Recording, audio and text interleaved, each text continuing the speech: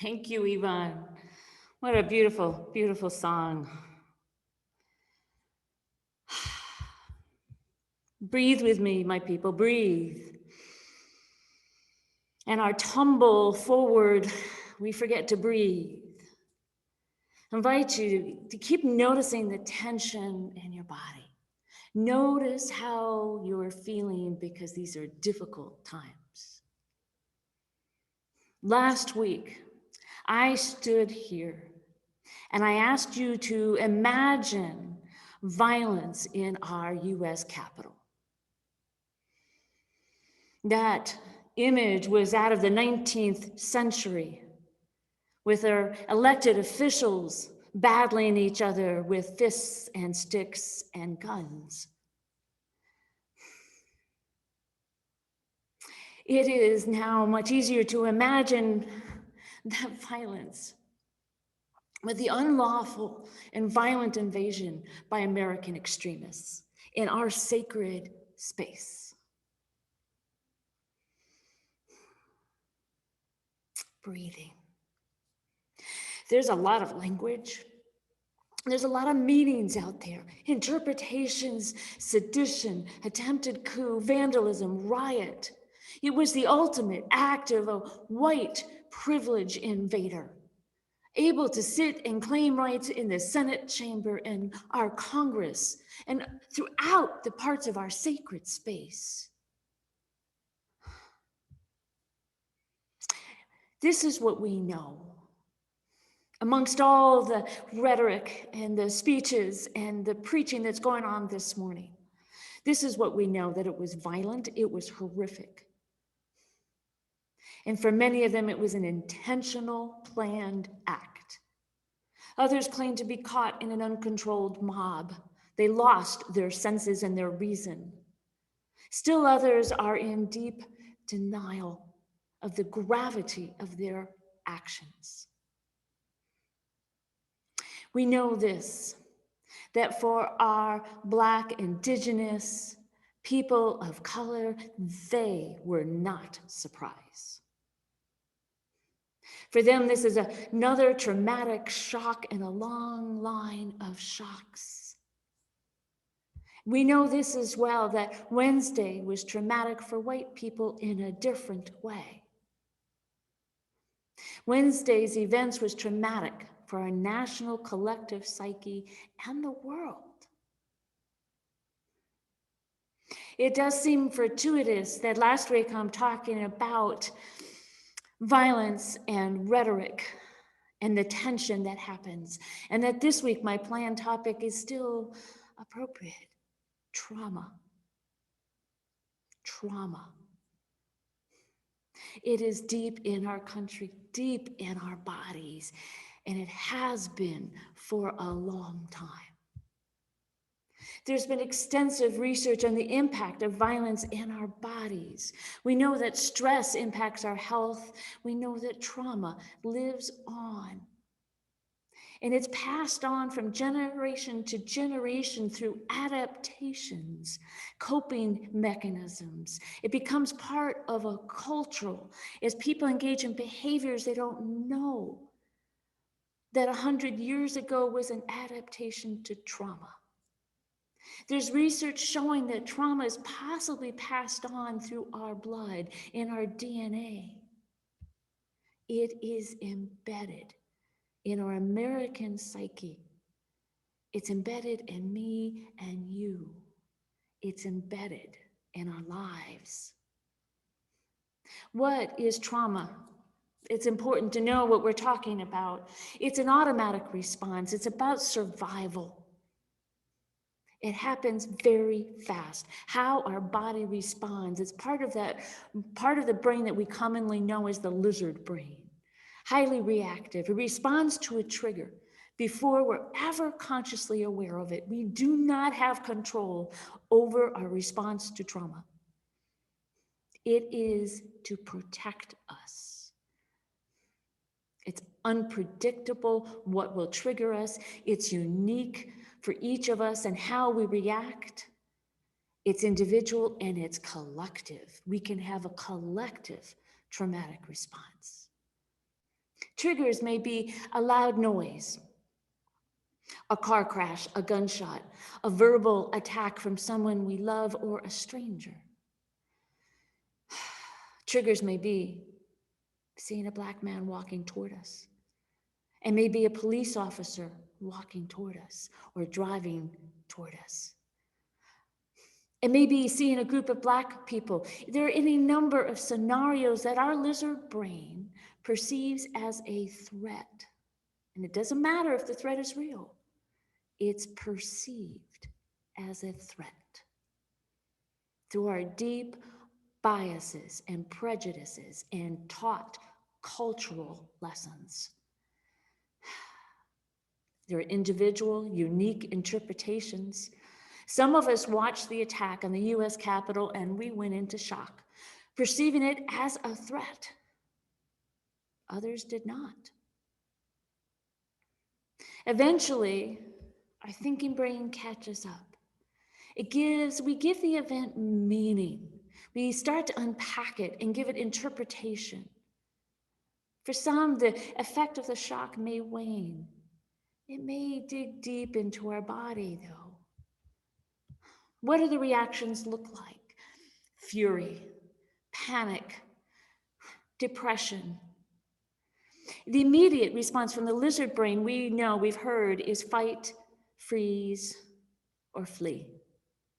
That's the top three immediate lizard brain reactions. And then as our thinking brain kicks in, we go into fury mode, panic, depression. We may have more high functioning things, related adaptations, confusion, denial, disbelief, difficulty concentrating, difficulty concentrating, mood swings, irritability, guilt, shame, blame upon the self and others. I've seen a lot of blaming going on this week. Withdrawal, hopelessness, sad, angry. Experiencing any of these emotions does not mean that you're having a traumatic reaction. There are other indicators. You look at the whole picture and you consult with a professional if the indicators get in the way of living a healthy life. If the reactions allow you to get in the way of eating and sleeping and living and functioning, then a professional needs to be brought in. We can't choose how the body reacts to trauma. We can't choose if the body is going to react to trauma, but we can choose how we're going to react to our bodies. We can choose to become more aware, to heal, to liberate from the internalized pain. And it's important to name that our Black, brown, our Asian, our gay, lesbian, trans, queer, Jewish, all of these identified groups throughout history have been experiencing direct violence on their bodies and their psyche, and they bear a burden that most of us cannot imagine. Those traumas, those burdens are passed on from family to family, from mother to child to child to child. We had a simple illustration of that in our children's story about how one incident can be passed on to another and to another and another. It can be passed on generationally as well, culturally, ethnically. Most of the time we're unaware of it, it's unknown. We just learn to adapt, we learn to cope in unconscious ways. And it's also important to name that our white bodies, those of us who identify as white, we bear trauma of white supremacy, white body supremacy. It is different than our Black, indigenous people of color and Asians and Jews and trans people. It's different. But we still have the trauma of living generation after generation in white supremacy. And one of the ways that we white people like to cope is through compartmentalization. That is, we separate ourselves out from our emotions. Now, being raised Unitarian Universalist, and I have to say that is a strong, strong teaching tool. I learned to compartmentalize really well. I remember growing up throughout my childhood years and well into my young adult years, watching my paternal grandmother in her kitchen.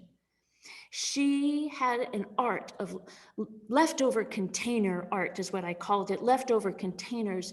After each meal, the leftovers would go into just the perfect size container. And if it came out of a leftover container, it would be put into another smaller leftover container. The match was so important to her. I do the same thing. I learned this, and I feel like it's the same reason why I love office supply stores. Can't get enough of them. Putting everything in its proper place, in its container, with the lid on, where I don't have to look if I don't need it, and over it goes. Just the right size. Separating body and mind. Separating out any emotions we don't want, putting the lid on it in just the right container. Separation of the mind and body, folks, has been an ancient problem for a lot of Western religions. Unitarian Universalists among them, where we are hyper-intellectualized. I can't tell you how much struggle I have around stepping out of my academic training, bringing my emotions into wholeness for me, for my beloved spouse and family, and for you. Those containers where our emotions are set aside become toxic. It's a dirty kind of pain. They cause mayhem in our bodies. They're still there, festering. The cost to us individually is our health, our wholeness, our capacity to trust, our engagement with integrity, because we're not being truthful to ourselves, our capacity to connect, our emotional presence in any given moment, and our intimacy, our ability to be intimate with one another. There is a collective cost as well. This toxic trauma is one of the causes of the deep fissures in our society that I talked about last week. The causes of generational pain and violence and oppression comes from trauma. We saw that full bloom on Wednesdays as the Capitol was attacked. It impacts our healthcare system, our education, how we govern ourselves, and how we worship together. In today's world, we are facing so much trauma, racial reckoning, environmental destruction, class and inequality. We are carrying around pain and anger and resentment. We've becoming numb and exhausted. We're all wounded to some degree. We're all aware of those wounds to some degree, committed to healing to some degree. And we want peace. We want rest. We are tired of the conflict. But there's a connection here, folks, to our wanting peace and wanting justice. Peace is not an absence of conflict. That's not peace. Peace is the absence of injustice. Peace is the absence of injustice. I am craving peace because I don't want to see any more injustice. We cannot create justice unless we heal our fissures. We cannot achieve individual or collective liberation. We cannot create a world of beauty, cannot fully be who we want to be. And as Unitarian Universalists, let's just start right here. But getting out our containers, taking them out of the fridge and the freezer and the deep freeze and out of the cupboards. Look inside and let our bodies feel the pain, the anger, the joy, the love, the gratitude. That beautiful reading that Marcus read by Monica Cummins. She invites us to be blessings with our bodies. She invites us to let our bodies feel as a vessel of being a blessing. We forgive each other by blessing each other. We truly smile. We truly forgive at a stranger. But it begins on the journey of self-understanding, of our awareness of our bodies. There's a lot of incredible research showing that self-understanding begins and ends with the body and how we feel. Talking is great. Naming it is a first start. Learning and understanding this is crucial, but in the end, we're disconnected from our bodies. We might as well not have one.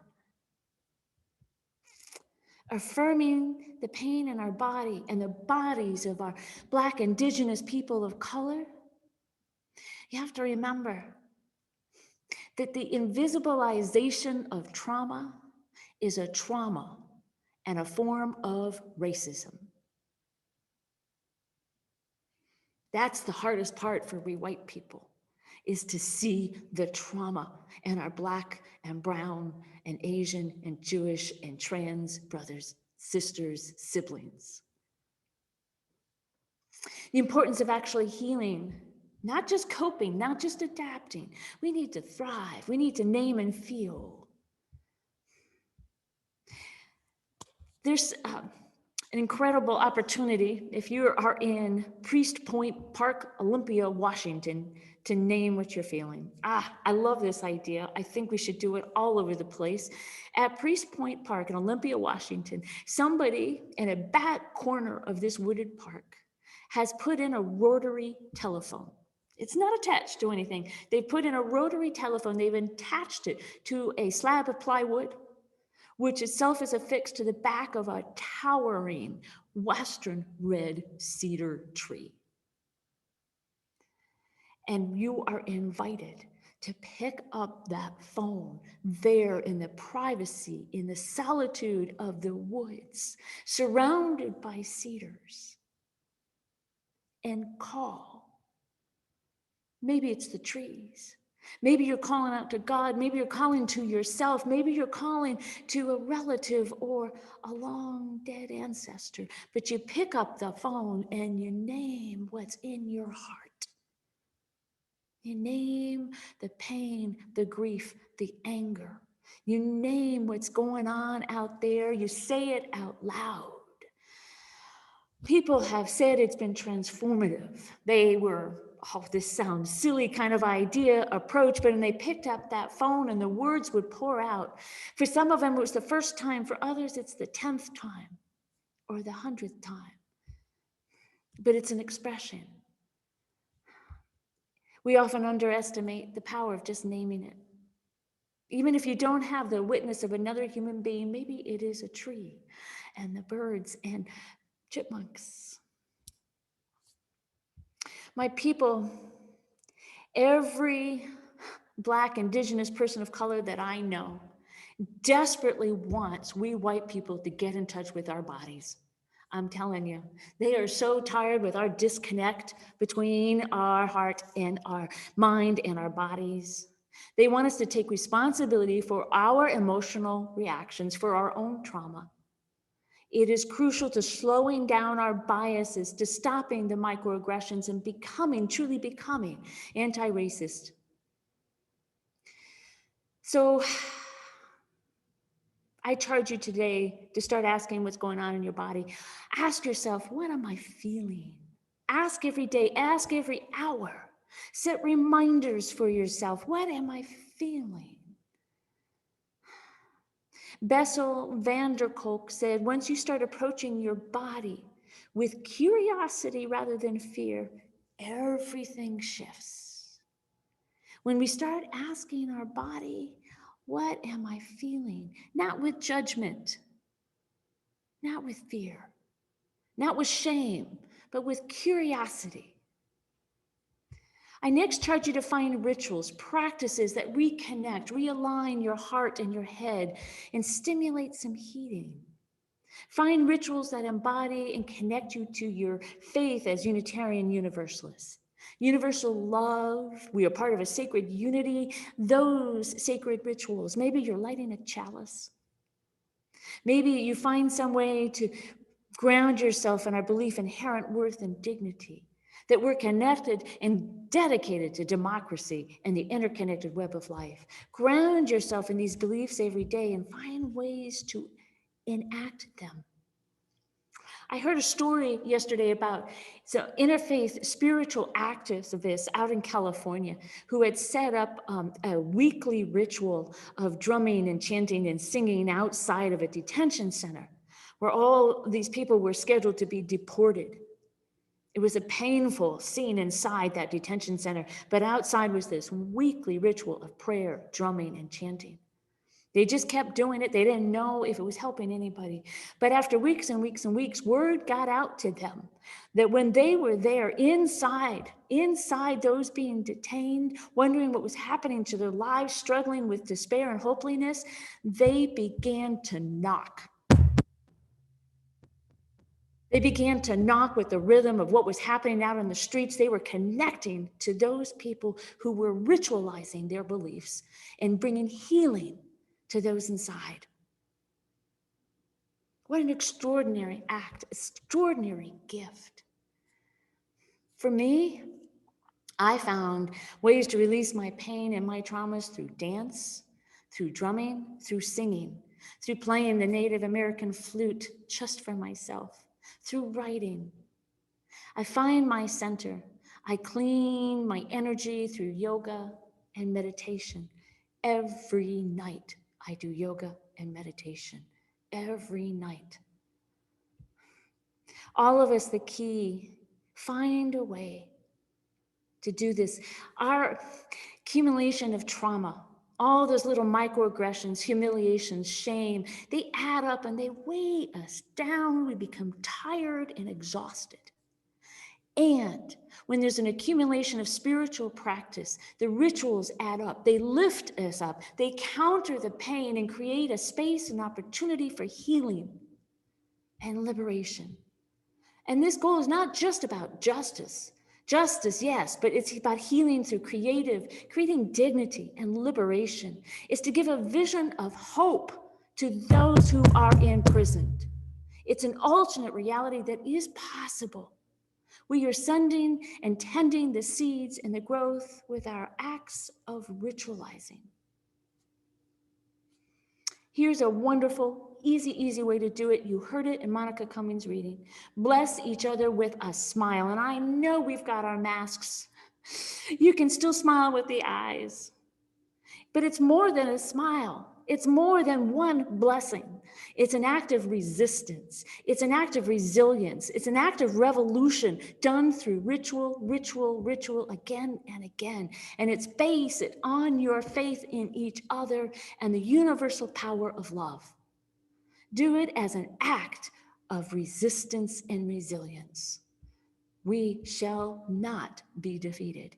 Ritualized healing of trauma is acknowledgement and affirmation that this body is sacred space.